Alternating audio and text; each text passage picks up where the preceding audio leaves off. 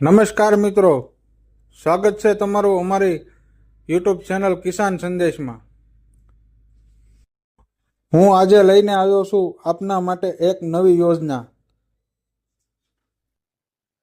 મિત્રો, આજે આપણે વાત કરવા જઈ રહ્યા છીએ ઉર્જા ક્ષેત્રના એક ખૂબ જ નવા અને મહત્વના પ્રોજેક્ટ વિશે। મિત્રો, જેમ તમે બધા જાણો છો કે થોડા સમય પહેલા ગુજરાતમાં સોલાર પેનલનો પ્રોજેક્ટ શરૂ થયો હતો, જે અંતર્ગત દરેક ઘરના ધાબા પર સોલાર પેનલ લગાવીને ઘરે બેઠા વીજળી બનાવવાની સુવિધા આપવામાં આવી। એ જ રીતે મિત્રો, હવે સરકાર દ્વારા એક નવો પવન ઉર્જાનો પ્રોજેક્ટ શરૂ કરવામાં આવ્યો છે। આ પ્રોજેક્ટમાં તમે તમારા ઘરના ધાબા પર પવનચક્કી લગાવીને વીજળી ઉત્પન્ન કરી શકશો। મિત્રો, આ એક નવી પ્રકારની ઉર્જા નીતિ છે, જે સરકાર દ્વારા ગુજરાત રાજ્યમાં શરૂ કરવામાં આવી છે। આની અંદર મિત્રો, મર્યાદિત માત્રામાં તમે બનાવેલી વીજળી સરકારી ગ્રીડમાં પણ નિકાસ કરી શકશો।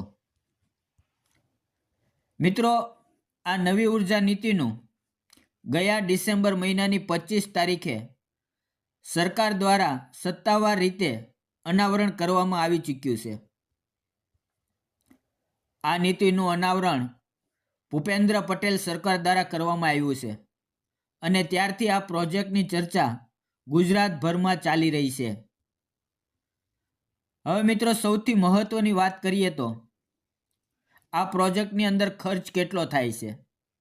જો તમે તમારા ધાબા પર 1 કિલોવોટની પવનચક્કી લગાવો તો આખા પ્રોજેક્ટ સ્થાપિત કરવા માટે આશરે 1 લાખ રૂપિયાનો ખર્ચ થાય છે। અહીં મિત્રો, એક તુલના સમજવી ખૂબ જરૂરી છે। જ્યારે આપણે સોલર પેનલ લગાવીએ છીએ તો લગભગ 3 કિલોવોલ્ટ સોલાર પેનલ 1 લાખ રૂપિયામાં લાગી જાય છે, જ્યારે પવનચક્કીના કેસમાં માત્ર 1 કિલોવોટ માટે 1 લાખ રૂપિયા ખર્ચ થાય છે। એટલે મિત્રો, સ્પષ્ટ કહી શકાય કે પવનચક્કી સોલર પેનલ કરતાં મોંઘી પ્રક્રિયા છે। પણ મિત્રો, અહીં એક બહુ મહત્વની બાબત છે। સોલાર પેનલમાં સામાન્ય રીતે 18થી 20% વીજળીનું ઉત્પાદન થાય છે, જ્યારે પવનચક્કીમાં લગભગ 35% સુધી ઉર્જાનું ઉત્પાદન શક્ય બને છે। એટલે મિત્રો, ખર્ચ વધારે હોવા છતાં પવનચક્કીમાંથી વીજળીનું ઉત્પાદન ઘણું સારું મળે છે। આ કારણે ઘણા લોકો આવી ટેકનોલોજી તરફ આકર્ષાઈ રહ્યા છે।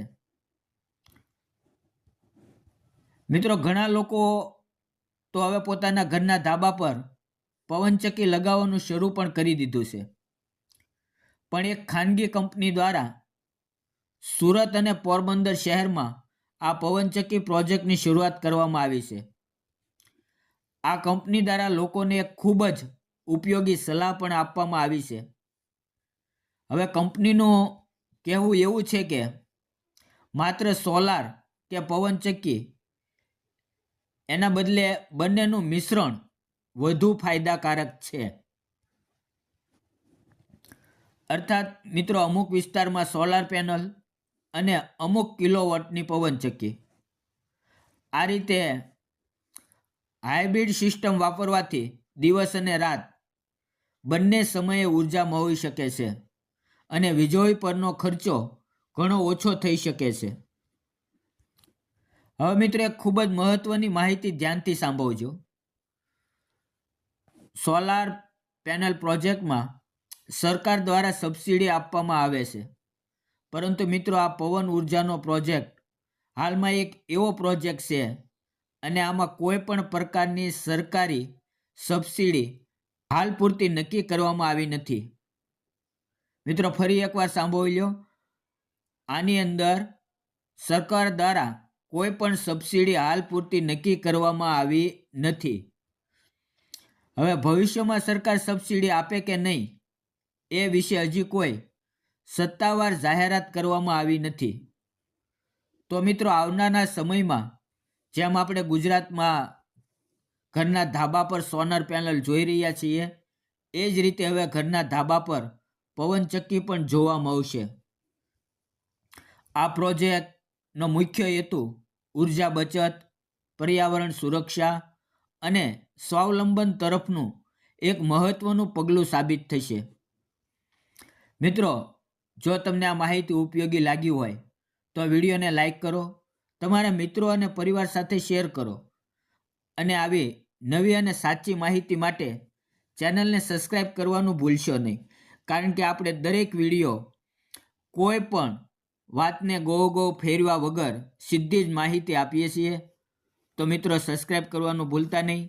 ફરી મળીએ. ધન્યવાદ મિત્રો.